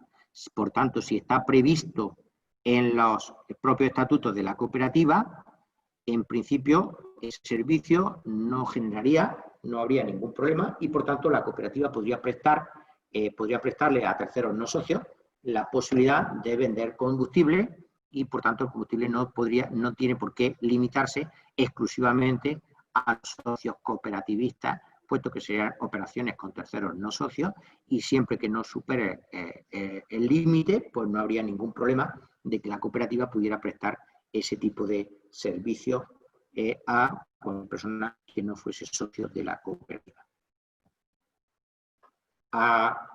Otra cuestión importante que también os quería comentar, dentro de las consultas vinculantes de la Dirección General de Tributos, nos dice que no hay obligación de documentar las operaciones entre la cooperativa y el socio. Como sabemos, el tema de las operaciones vinculadas es un tema bastante sensible, pero esta consulta vinculante nos dice que las operaciones realizadas entre la cooperativa y sus socios, en principio, no existe obligación de documentar ese tipo de operaciones vinculadas. Por tanto, eso administrativamente para la cooperativa pues es una cuestión importante, puesto que si tuviéramos que documentar todo ese tipo de operaciones vinculadas realizadas, pues efectivamente sería bastante tedioso y, como podéis observar, la consulta vinculante de la Dirección General de Tributos nos dice que no hay obligación de documentar este tipo de operaciones que realiza la cooperativa con sus socios. Bien. finalmente, en el día de hoy, no me voy a extender más, ya tendré ocasión de comentar todas estas cuestiones, pero sí que quería trasladarlos cierta inquietud, porque hay un problema en todas las cooperativas, hay un problema muy importante. El problema importante que hay es el tema del IVA, el IVA de las operaciones de las cantidades que se entregan por parte de los socios. Bien, aquí está claro que si yo no estoy acogido y yo soy un socio, pero estoy en el régimen general, pues desde el momento que yo entro la cosecha, tengo que hacer una estimación del valor de esa cosecha y a partir de esa estimación del valor de la cosecha, tengo que liquidar un IVA y tendría que pagar el IVA, el socio, tendría que hacerle una factura a la cooperativa y la cooperativa tendría que pagarle el IVA a ese socio, que tendría que ingresarlo en Hacienda, pues en el trimestre correspondiente, como consecuencia de que el IVA en el régimen general se devenga en el momento en el que yo he puesto la mercancía a disposición de la cooperativa. Bien, si la cooperativa lo que tiene es un contrato de suministro, no es un contrato de compraventa, sino que es un contrato de suministro, yo me comprometo con la cooperativa a que yo voy a poner a la disposición de la cooperativa todo mi producto, pero la entrega del producto se va realizando de forma sucesiva a medida que yo voy fabricando, a medida que yo voy produciendo.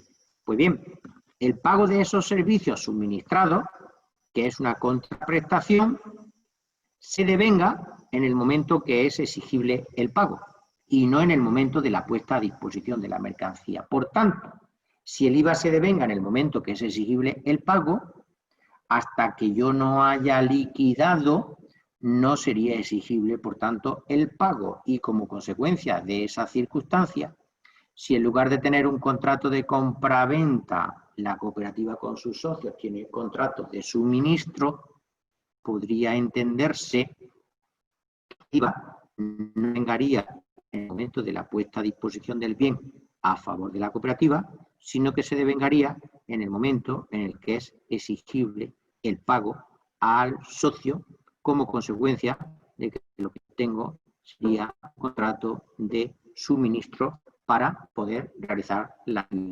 cooperativa. Simplemente quería dejar aquí esta cuestión porque sé que es un tema bastante sensible y bastante problemático, que es el tema de las facturas que tienen que hacer los socios que están en el régimen general, que no están en el régimen especial de la agricultura, puesto que esos socios tienen que hacer una factura, estimar un precio y pagar un IVA y luego hacer facturas rectificativas posteriores a medida que se sepa cuál es el precio final de la entrega de esa mercancía. Bien, luego si queréis lo leéis, tendremos ocasión en los próximos seminarios de hablar de este tema, pero creo que es un tema interesante que podría ser importante detenernos un poco en relación con este tema, con el tema de los contratos de suministro. Bien. Por último, en el día de hoy quería... Perdona, Salvador, un momentito. El otro día comentó José María, precisamente cuando esto de los contratos, esto de suministro y estas opciones que se están planteando, no sé desde el punto de vista de la administración tributaria, de la agencia tributaria, cómo está viendo esta aplicación. No sé si es algo que queda claro o es algo que crea algún tipo de suspicacias en cuanto a la administración. Mira, yo por eso, Paco, en la página 33, la transparencia 33, fíjate lo que yo digo aquí. Vale. Yo digo que para tener seguridad jurídica, lo que habría que hacer, lo que deberíamos plantear sería una consulta vinculante a la Dirección General de Tributos. Que esa sería como podríamos garantizar plenamente cómo podríamos garantizar plenamente la seguridad jurídica. Entiendo que esta cuestión, incluso no sé si a título de cooperativa o incluso a nivel de cooperativa agroalimentaria, los servicios jurídicos podrían incluso plantear la cuestión de una consulta vinculante, que yo entiendo que sería el mejor procedimiento para asegurar, para tener la seguridad jurídica de que efectivamente no habría ningún problema con esta consideración del contrato de suministro, ¿vale? En cualquier caso, eso supondría modificar los estatutos, dejar muy claro en los estatutos que lo que se hace es que los socios hacen suministros y dejar claro en todo que el objeto de la cooperativa pues es que la razón de ser de la cooperativa sería que los socios suministran para poder luego hacer unas ventas en común del aceite y que por tanto tienen que garantizar el suministro, que además eso estatutariamente no hay ningún problema porque yo tengo la exclusividad y por tanto me obligo a poner a disposición de la cooperativa la totalidad de mi producción. Yo entiendo que ahí lo que deberíamos de dejar constancia es de que yo le suministro y por tanto yo lo que hago es no es un contrato de prestación de servicios, sino un contrato de suministro por el que la cooperativa tiene sentido si recibe la aceituna o el producto de los socios, puesto que si no el cooperativista no le suministra, no le provee, no tendría razón de ser ni tendría sentido el funcionamiento de la cooperativa. ¿Vale? Entonces, por eso digo aquí en la página 33 que yo entiendo que al ser un tema especialmente importante y muy sensible, entiendo que o bien la cooperativa o cooperativa agroalimentaria o a nivel institucional, la seguridad vendría por hacer una consulta vinculante a la Dirección General de Tributos a ver qué entiende la Dirección General de Tributos sobre este particular. Salvador, te quería comentar, ha hecho un comentario en tu exposición última relativa al tema del contrato de suministro, de hacer el contrato de suministro diciendo que se ponen a disposición una serie de entregas sucesivas y ha hablado de aceite, para poner el aceite, la venta del aceite en común. Eso es ahí debemos tener cuidado para que no nos metan en tema de prestación de servicios, ¿no? También, deberíamos hablar de aceituna siempre, ¿no? Bueno, al final yo lo que vendo es el aceite, lógicamente, no lo puede vender el socio. Si tiene una cooperativa lo tiene que vender el socio. Sí, pero para vender el socio tengo que tener un compromiso de suministro de la aceituna y ese suministro de la aceituna al final la cooperativa transforma y al final, pues, para yo poder obtener el aceite necesito proveerme, que el socio me suministre, me dé y que por tanto la cooperativa no me cobra a mí por un servicio, sino que la cooperativa me cobra a mí porque yo le proveo de esa materia prima, le suministro esa materia prima para que pueda ejercer su actividad, su objeto social, que sería la transformación de esa materia prima que es suministrada directamente por los propios cooperativistas. Por tanto, no sería que la cooperativa hace el servicio de molturación, sino que la cooperativa ejerce su actividad como consecuencia de que el socio le provee de esa materia prima y como consecuencia de esa materia prima pues puede luego realizar su actividad, que sería la actividad de la cooperativa sería la transformación de esa materia prima y la comercialización del producto obtenido de esa materia prima, en lugar de una prestación de servicio, que es como normalmente estamos entendiendo que la actividad de la cooperativa es la prestación del servicio al socio, porque le transforma y por esa transformación le cobra por ese servicio. El planteamiento que estamos haciendo aquí cuando hay un contrato de suministro sería pues que el socio se compromete a aportar la totalidad de la producción y la cooperativa tendrá la infraestructura de acuerdo con la estimación de materia que se le está suministrando para poder realizar pues, esa actividad, que sería la transformación y venta de ese producto suministrado por el socio. Ese sería el planteamiento jurídico que haríamos de cuál es la actividad de la cooperativa.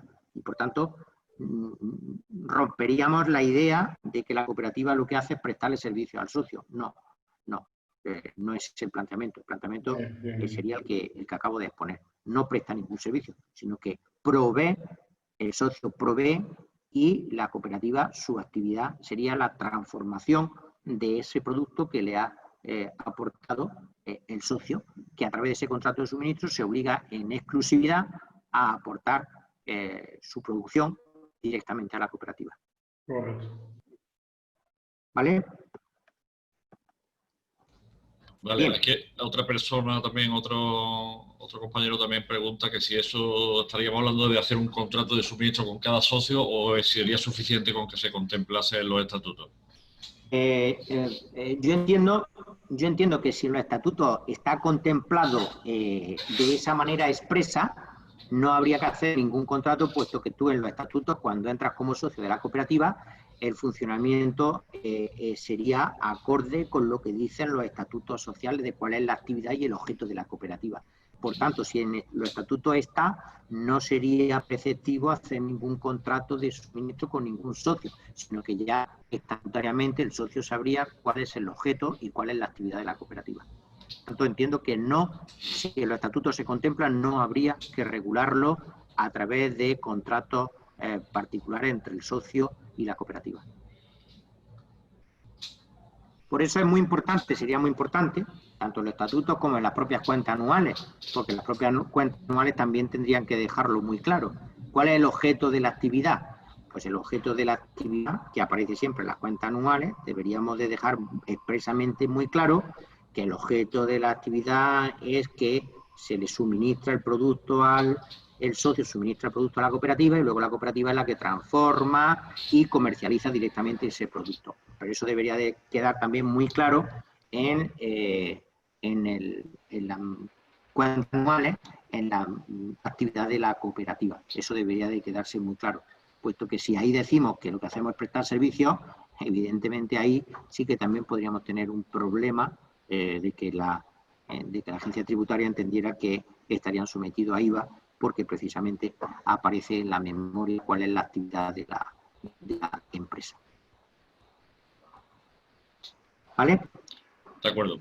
Si me permite un segundo, Salvador, es que nosotros, ya sabes, ha surgido el contrato de suministro y el de trato sucesivo entre los compañeros con el IVA y, en fin, y ahora mismo la documentación que hay. Es verdad que hay por ahí, en el año 2019 han salido varios comentarios donde se podría acoger las cooperativas al suministro y al contrato de trato sucesivo, ¿vale? Yo la verdad que hasta ahora lo he visto en las canteras donde se extrae la grava, para que hay un contrato con lo que es el que está haciendo, por ejemplo, una autovía, y hacen un contrato, bueno, pues directamente que me tiene que suministrar grava o piedra hasta que se termine la autovía. Pero lo que yo he escuchado hasta ahora por los compañeros no son muy partidarios sobre todo del trato sucesivo. El contrato de trato sucesivo. Así que lo mejor es lo que acaba de decir. Esto se hace una consulta que incluso la puede hacer cualquier asociación, incluso la cooperativa agraria, en realidad, y sin ningún problema yo me quedaría en la misma gloria. Eso sí, no lo ha hecho ya alguien, yo supongo que sí, que ya lo habrán hecho. Y se queda uno tranquilísimo. Así que es lo mejor, y cuanto antes mejor. A ver. Bien. Está claro. Bueno. Finalmente, para acabar la exposición de hoy, sí que quería trasladar, no sé si tenéis información, pero el Boletín Oficial del Estado del 27 de mayo de 2020 publicó precisamente este Real Decreto que tenéis ahí, donde establece muy claramente que el tema de la formulación de las cuentas anuales, el Consejo Rector, como consecuencia del COVID-19 y de todo este nuevo escenario formativo, como estamos viendo al que estamos sometidos, pues la obligación de formular las cuentas anuales por parte del Consejo Rector de las cooperativas se ha ampliado y estamos hasta el 1 de septiembre de 2020, el Consejo Rector puede formular las cuentas anuales. Por tanto, la obligación de formular las cuentas anuales, si no estaban formuladas cuando se declaró el estado de alarma, el Consejo Rector puede formularla hasta el 1 de septiembre de 2020. Si estaban formuladas, pero no se había celebrado la asamblea, posiblemente sería importante que esas cuentas se reformularan. Y se reformularan porque han ocurrido hechos posteriores de la suficiente entidad o importancia que sería conveniente incorporar en las cuentas anuales cuál ha sido el efecto o el impacto que haya podido tener el COVID sobre la cooperativa, si ha podido tener algún tipo de impacto. Por tanto, si se reformulan las cuentas, tendríamos hasta el 1 de septiembre de 2020 para poder volver otra vez a formularlas o reformularlas. Y la Junta General Ordinaria que aprueba las cuentas, tenemos como plazo máximo hasta el 1 de noviembre de 2020.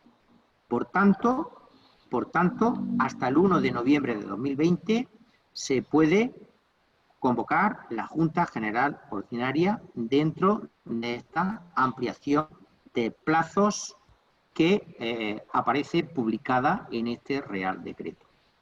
Por tanto, como conclusión, 1 de septiembre de 2020, fecha máxima para poder formular cuentas por parte del Consejo Rector, y la Asamblea General Ordinaria de aprobación de las cuentas del año 2019 se puede celebrar estableciéndose el plazo máximo hasta el 1 de noviembre de 2020. Entiendo que no hay tampoco que precipitarse ni que pensar que tenemos que celebrar cómo lo vamos a hacer la Asamblea, porque como podemos observar, hasta el 1 de noviembre de 2020 estamos dentro de los plazos legales establecidos como consecuencia de esta situación excepcional. Bien, por mi parte, salvo que haya alguna pregunta o alguna aclaración, bueno, pues no sé si os han surgido alguna duda, si no, como vamos a tener otras reuniones, otras sesiones formativas, pues yo encantado de poder resolver cualquier duda que se os pueda plantear. Por tanto, si hay alguna pregunta y no, Paco, pues te cedo la palabra. Bueno, en cuanto efectivamente hay otro, a partir de la semana que viene comenzamos otras sesiones específicamente para el tema de elaboración de cuentas anuales, pero bueno, eso será una cuestión que empezaríamos, y además hay algunas personas que se mantienen en este nuevo curso y otras son diferentes, pero bueno, eso sería para la semana que viene. Y en cuanto a impuestos sociales, bueno, yo creo que ha quedado todo repasado. No sé si el tema de la contabilización del impuesto hay que hacer alguna apreciación. Creo que tampoco plantea mayor historia, pero bueno, no sé si quiere hacer algún comentario. Bueno, la contabilización, cuando hemos hecho la transparencia esa, pues a las 6:30 me voy a llevar a la parte del impuesto sobre sociedades, que será el impuesto calculado con esas tres columnas que habíamos visto, la parte del cooperativo, la parte de terceros no socios y la parte del extracooperativo. Si yo tengo las tres cuentas de explotación, pues al final de cada una de las cuentas de explotación calcularía el 20, 25, 25 y eso sería lo que imputaría directamente la cuenta 630 como impuesto sobre sociedades a la cuenta de Hacienda Pública Acreedora y descontaría la parte de los pagos a cuenta que hubiese realizado. Y ese sería, una vez que se han hecho esa distinción, la contabilización del impuesto sobre sociedades no tendría ninguna dificultad. La dificultad es, hemos visto, la diferenciación, la discriminación de esas tres columnas, que es lo que normalmente se debería hacer correctamente. Que en la mayoría de los casos, pues se parte del resultado contable, se hace lo justo, pero discrimina esa parte del resultado que se ha obtenido. De acuerdo. Hay algunas consultas que, bueno, se han comentado dentro del chat, pero yo creo que prácticamente está todo contestado. Y bueno, pues entonces por nuestra parte, si no hay ninguna consulta más, pues agradeceros vuestra participación a José María y Salvador. Y bueno, efectivamente la semana que viene empezaremos a partir del día 21, preparamos unas 4 sesiones nuevas sobre el tema de cuentas anuales, elaboración de cuentas anuales, en la que efectivamente también tenemos previsto que participe la responsable del registro de cooperativas, para que veamos un poco también todo el tema del depósito de cuentas y demás, que siempre plantea bastante problema. Así que muchas gracias a todos, como también a todos los asistentes por la participación y, bueno, los que continuéis, nos vemos la semana que viene. ¿De acuerdo? Muchas gracias a todos. Gracias. Gracias. Gracias. Adiós. Hasta luego. Buenos días. Gracias.